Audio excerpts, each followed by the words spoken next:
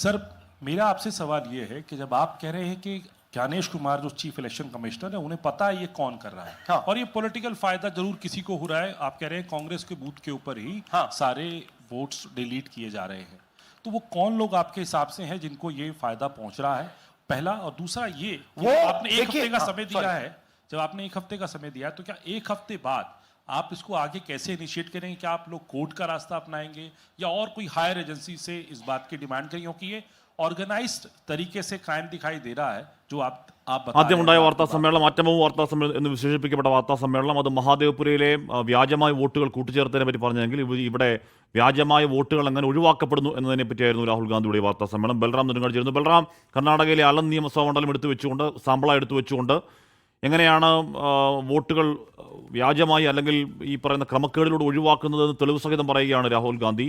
ഒരിക്കൽ കൂടി election commission നേരെ നേർക്കുനേർ മുഖാമുഖം ആരോപണം ഉന്നയിക്കുകയും ചെയ്യുകയാണ് രാഹുൽ. ബൽറാം,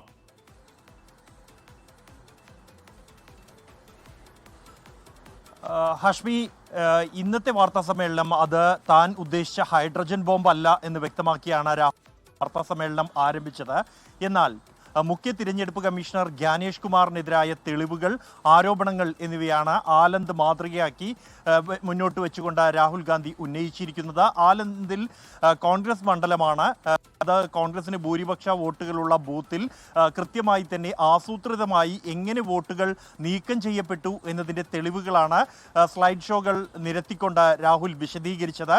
അതിൽ ഈ വോട്ടുകൾ നീക്കം ചെയ്യാനായി അല്ലെങ്കിൽ അപേക്ഷകൾ നീക്കം ചെയ്യുന്നതിനായി ഉപയോഗിച്ചിരിക്കുന്നത് കർണാടകയ്ക്ക് പുറത്തുള്ള മൊബൈൽ നമ്പറുകളാണ്. അതുപയോഗിച്ച് ലോഗിൻ ചെയ്യുന്നു. അതിനുശേഷം സെക്കൻഡുകൾക്കുള്ളിൽ തന്നെ ഇത്തരത്തിൽ വലിയ തോതിൽ വോട്ടുകൾ, അപേക്ഷകൾ എന്നിവ നീക്കം ചെയ്യുന്നു.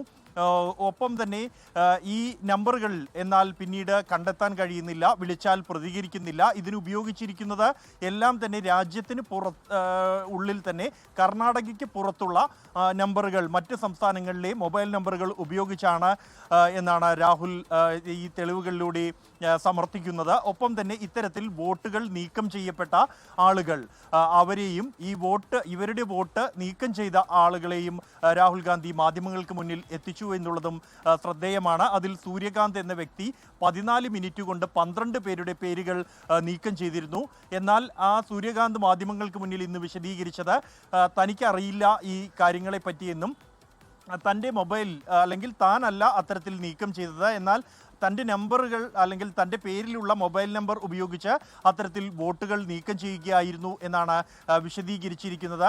ഇതോടൊപ്പം തന്നെ സെക്കൻഡുകൾ കൊണ്ട് 36 സെക്കൻഡുകൾ കൊണ്ട് 2 അപേക്ഷകൾ ഒരു വ്യക്തി സമർപ്പിക്കുന്നതും രാഹുൽ ഗാന്ധി വാർത്താ സമ്മേളനത്തിൽ വിശദീകരിച്ചു. സാധാരണ നിലയിൽ ഏറെ സമയമെടുത്താണ് പലപ്പോഴും ഇത്തരം നടപടികൾ പൂർത്തിയാക്കാറുള്ളത്. പലപ്പോഴും ഇത്തരത്തിൽ അപേക്ഷകൾ സമർപ്പിക്കാനും മറ്റും ആസൂത്രിതമായ ഈ നീക്കം ഉണ്ടാകുന്നത്. ഇതൊരു ആപ്പ് ഉപയോഗിച്ചാണ് കേന്ദ്രീകൃതമായി ഇത് നടപ്പാക്കുന്നത് എന്നാണ് രാഹുൽ വിശദീകരിക്കുന്നത്. ലോകത്തെവിടെയായാലും ഏത് സമയത്തും 24 വാർത്തകളും ഓഗ്മെന്റഡ് റിയാലിറ്റി പാക്കേജുകളും എക്സ്പ്ലെയിനറുകളും വിശദമായി കാണാൻ ഞങ്ങളുടെ യൂട്യൂബ് ചാനൽ നിങ്ങൾക്ക് സബ്സ്ക്രൈബ് ചെയ്യാം.